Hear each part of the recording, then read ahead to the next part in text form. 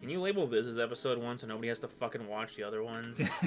We're like literally 4 episodes deep and we're only now just getting out of the fucking tutorial area, bruh. Prince Peasley.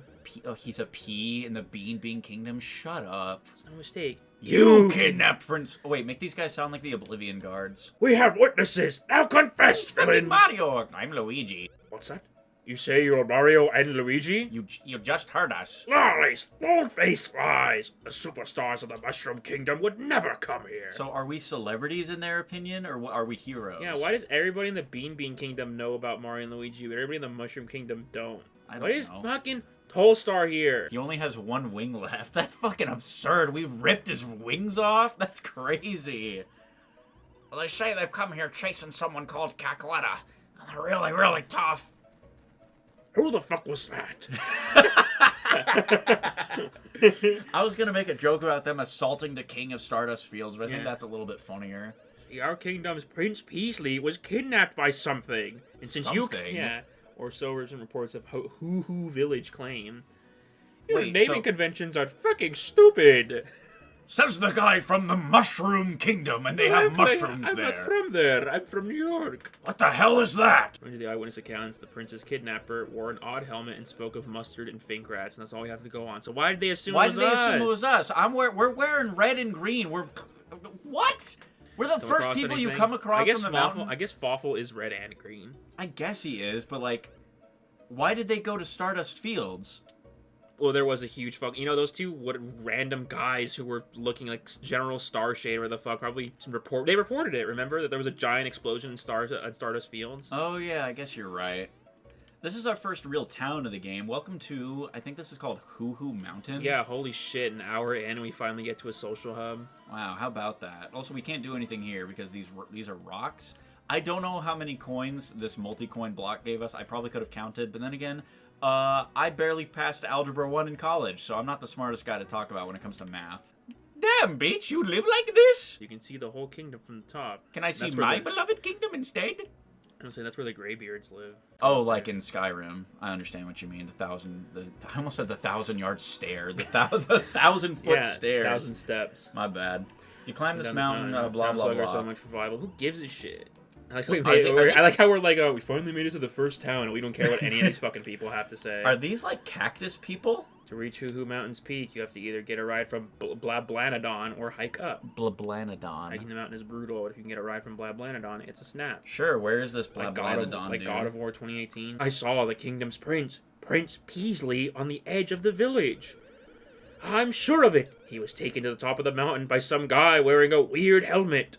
Okay, so Fawful and Cackletta's geopolitical terrorist plot: steal Princess Peach's voice, kidnap the prince of the neighboring kingdom to sow intercommunal hatred. Like they'll think the Mushroom Kingdom kidnapped him.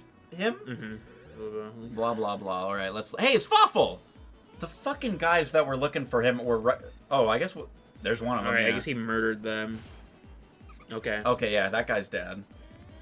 I mean, yeah, that blast was enough to destroy the fucking Koopa Cruiser. That guy's definitely dead. Oh, absolutely. Instead of, like, charging Fawful right here, they're just gonna stand here.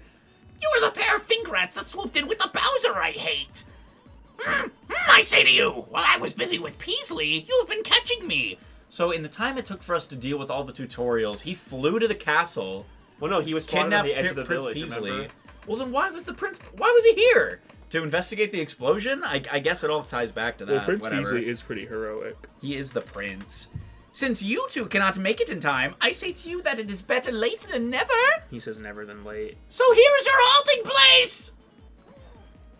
A statue of a guy crossing his arms? Mm-hmm. You could very easily high jump over this. Since you will not be shattering this stone, I laugh at you trying to climb down this mountain.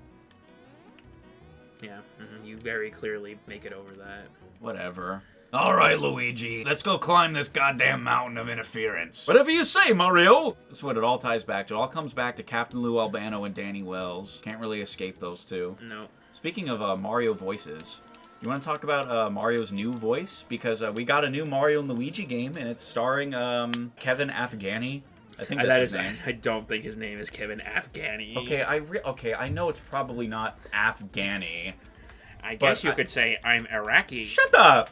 But anyway, he voices Mario and Luigi, which I think is too much to ask of one guy. I don't think that's very fair. And you just automatically expect him to be Mario and Luigi and Waluigi and Wario. And if, like, Baby Mario and Baby Luigi ever show up, he's probably going to be expected to voice them, too. Yeah. That's a little messed up. That's too much to ask of one guy. Would it really have hurt to got, like, 2 or 3 people that specialize in those voices, rather than expecting one guy to do all 4? Have you played WarioWare Get It Together? Oh, yeah, his voice is really off in that. The very first trailer I watched, it is Kevin as Wario, and he's like, what the hell? No matter what you hit me with, you can't knock me down. I think. He's really weird.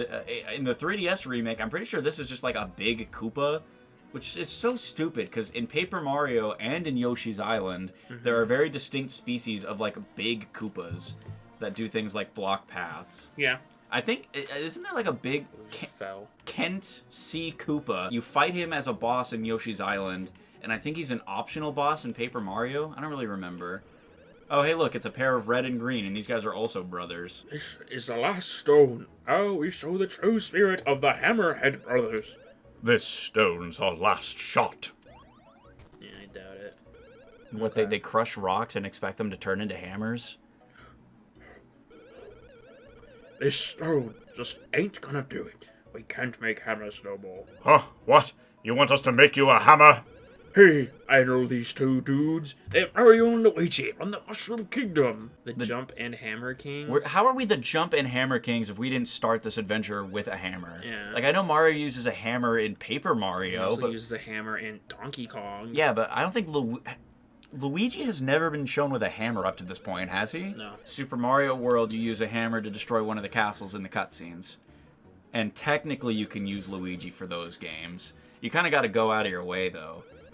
I remember as a kid, that's why I was so excited to play this game, because I love Luigi so much. But in all the other games, you really do have to go out of your way to play as him. You either have to deliberately die And do Play 2. and do player 2, or you have to control both bros at the same time. Like, plug in 2 controllers, just play it by yourself. You could also play Mario is Missing. He plays Luigi in that game. Yeah, well, I didn't have Mario is Missing because my dad was not a masochist who hated me. Besides, I inherited everything from him, and it's not like he would have picked a shitty game, okay? My dad grew up in the goddamn 70s. You think he's gonna waste the pocket change he gets from working 12 hours in the fields on fucking Mario is Missing? Not likely. Soldiers come to town. Blanadon fails to return. The bridge suddenly breaks. I have a bad feeling about this. There could be something awful happening up on the mountain. Nothing ever happens. The bridge is broken, so we're repairing it. Go talk to villagers for a while and come back. At least they're straightforward about it. I'm going to be straight up with you guys. I don't actually remember what you're supposed to do to trigger this bridge to be fixed. Okay, never mind. Anyway, welcome to Hoohoo Mountain. Would you describe the areas in this game as dungeons, or... Because I don't know, this isn't a dungeon, it's just the next area that you fight enemies in. Yeah. Well, the big There difference... is a spot later in the game that's kind of like a Zelda Well, dungeon, in this full of game, like, puzzles. but like in Partners in Time, there are definitely dungeons. In Partners in Time, I know a lot of the areas are super linear because they're kind of structured like dungeons. Yeah. In that way. Well, that's why, it's because this game has such like a linear structure. There's not really a hard line between what a dungeon is and what isn't. Yeah, we have to go this mountain because the game said so. Yeah, there's just literally nowhere else to go and nothing else to do. Mm-hmm. Which is a problem that Partners in Time definitely suffers from more so, Oh, I yeah, think. definitely. Bounce Bros. I believe this is a multi-target attack. Let's not mess this up. There you go, see? I don't know how I still managed to miss that, but even though I did 1 damage... 1 damage? I did all that setup. I made you guys watch all of that for 1 damage. Still fucked up the action. And I somehow still messed up the action command. Can this whole show be deleted? Huh? Is that possible? Oh, well, what do you think? Hoohoo Mountain Trail. Yeah, let's go kill this guy first. Alright. And you... How? You know, I'm not trying to, like, play up my reactions to be really funny. I really am just dumbfounded. How could I have possibly messed up that... How? In what universe did that constitute as me getting hit with Luigi? Why are you using a bros attack on this guy who has 2 fucking health left? Because I'm angry at him! That's why, okay? I will spout my divine anger on anyone that even remotely pisses me off, okay? Reddit has taught me very well. There wasn't a shop at all, by the way, in that little town. So it's not like I could have used all my coins that I'm acquiring to like buy new supplies. I still barely have any syrups left. This mountain though is pretty long, so I think I'll clear out these enemies, and then I think we'll call that for the episode. I guess in the meantime we can talk about the fact that the Mushroom Kingdom economy is completely fucked.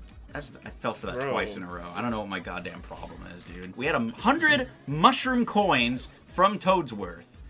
And then Tolstar was like, the exchange rate would be 10 Bean coins for 100. So either the Bean economy is crazy or the Mushroom Kingdom economy is in shambles. What do you think it is? Well, to be fair, you do get free money from jumping out of block. Why the fuck is that guy here already? I don't know. Dry Bones. He looks... I don't know. Why is he like quadrupedal? All of the Koopa enemies are quadrupedal in this game. Oh, yeah. I don't know about all of them, but... That's an interesting design quirk that doesn't really come back. It's definitely not in the remake, because in the remake, he's just like a regular-ass Dry Bones that stands on 2 feet. Yeah, I remember people were criticizing that when it first dropped. It's like, it doesn't have the unique character design style that it does, that the original GBA version does. It just follows the traditional Mario art style, which, for better or for worse. I understand. You got to get your game made, okay? It's easier to reuse those Dream Team assets and slightly change them up than design wholly new things and, like, convert an enemy in this art style into this new art style. Yeah, especially when Nintendo's actively sabotaging you and making you release games for their dead handheld instead of their brand new handheld. Yeah, on one hand, it's a money issue. We didn't know it at the time, but Alpha Dream was going bankrupt. And I don't think Superstar Saga DX sold exceptionally well. You might as well go out with a bang, man. Like, you're putting this effort to save your company. You want to get the money. Don't do things that'll piss off fans.